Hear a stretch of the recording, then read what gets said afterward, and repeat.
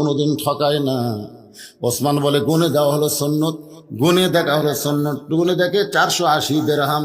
আলী কান্দাল, ওসমান সামান্য মাথার হেলমেট কি কোনোদিন 480 দিরহাম হয়? ওসমান গনি বলে আলী রে, আসমান জমিন বিক্রি করলো আসাদুল্লাহ হিল গালিবের হেলমেট কিনা যাবে না। ধরো ভাইজান, তুমি তোমার হেলমেট নাও। আলী কান্দার, ওসমান রে হেলমেট কিনে আবার হেলমেট কেন দাও? ওসমান কান্দার বলে শুধুমাত্র জান্নাতের আশায়, ফাতেমার বিবাহের মহারণা দেওয়ার ব্যাপারে তোমাকে যদি একটু সহযোগিতা করলাম, তুমি যদি কবুল করে নাও, আর হাসরের ময়দানে এই ওসিলায় যেন আল্লাহ আমাকে মাফ করে দেয়।